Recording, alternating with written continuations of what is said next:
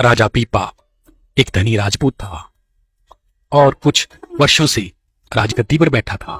एक बार उसके दिल में परमार्थ का शौक पैदा हुआ, क्योंकि उसे जीवन में खालीपन सा महसूस होने लगा था। अमीरों और वजीरों को इकट्ठा करके पूछा कि क्या इस वक्त कोई महात्मा है। उन्होंने कहा कि कबीर साहब और गरीबदास जी तो चोला छोड़ चुके हैं।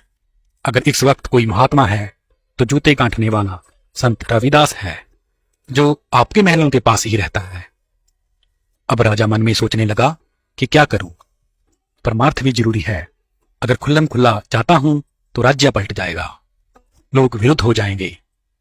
लेकिन दिल में प्रेम था, इसलिए सोचा कि कहीं संत रविदास अकेले में मिले तो उन्हें गुरु धारण कर लूं।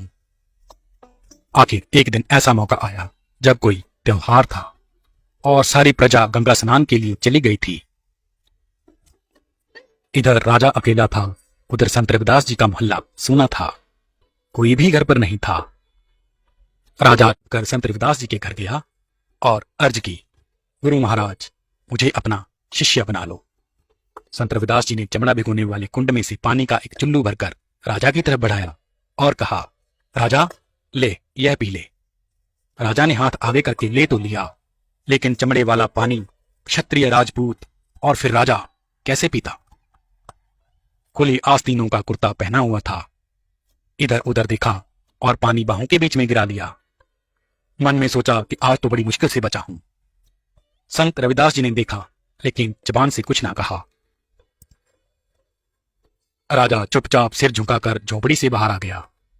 इधर उधर देखा कि कोई देख तो नहीं रहा, ऐसा ना हो कि कोई देख ले और सबको पता चल जाए कि राजा जूते गांठने वाले के घर जाता है। पर सब लोग अभी त्योहार में व्यस्त थे, सब गलियां खाली थी। राजा जल्दी जल्दी अपने महल में वापस आ गया।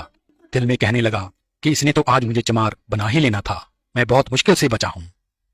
उसी वक्त धोबी को बुलाया और हुक्म दिया कि इसी वक्त इस कुर्ते को खड़े घाट धोकर लाओ। धोबी कुर्ते को घर ले गया। उसने दाग उतारने की बहुत कोशिश की, पर सब कोशिशें व्यर्थ गईं। फिर अपनी लड़की से कहा कि ये जो दाग हैं इनको मुंह में लेकर चूसो, ताकि ये निकल जाएं और कुर्ता जल्दी साफ हो जाए, ताकि राजा नाराज ना हो। लड़की मासूम थी, वह दाग चूसकर थूकने के बजाय अंदर निकलती गई। नतीजा यह हुआ कि लड़की का अंदर का पर्दा खुल गया और उसकी रूहानी तरक्की हो गई। अब वह ज्ञान ध्यान की बातें करने लगी। धीरे धीरे सारे शहर में खबर फैल गई कि धोबी की लड़की महात्मा है। आखिर राजा तक बात पहुंच गई। दिल में लगन तो लगी ही हुई थी, सो एक रात वह धीरे धीरे धोबी के घर जा पहुंचा। लड़की राजा को देखकर हाथ जोड़कर उठकर खड़ी हो गई। राजा ने कहा, देख बेटी, मैं तेरे पास भिखारी बनकर आया हूं, मंगता बनकर आया हूं, राजा बनकर नहीं आया।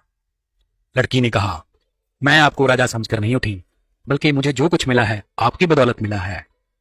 राजा ने हैरान होकर पूछा कि मेरी बदौलत? लड़की ने कहा, जी हाँ। राजा ने कहा, वह कैसे?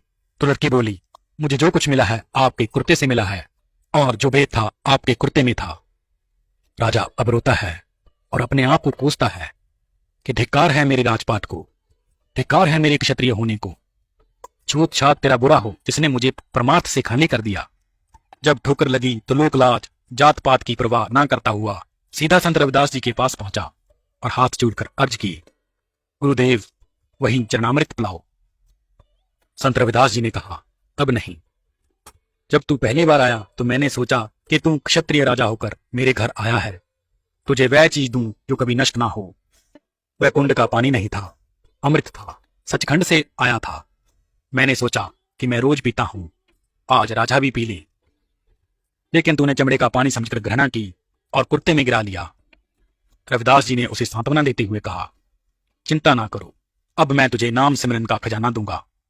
प्रेम और विश्वास से अभ्यास करना, वह अनमोल खजाना तुम्हें अंदर से ही मिल जाएगा। राजा को समझ आ गई और विश्वास हो गया। परमार्थ का शौक था, नाम की कमाई की और महात्मा बन गया। राजा पीपा के शब्द गुरु ग्रंथ साहिब में दर्ज हैं। वह राज भी करता था और नाम भी जपता था।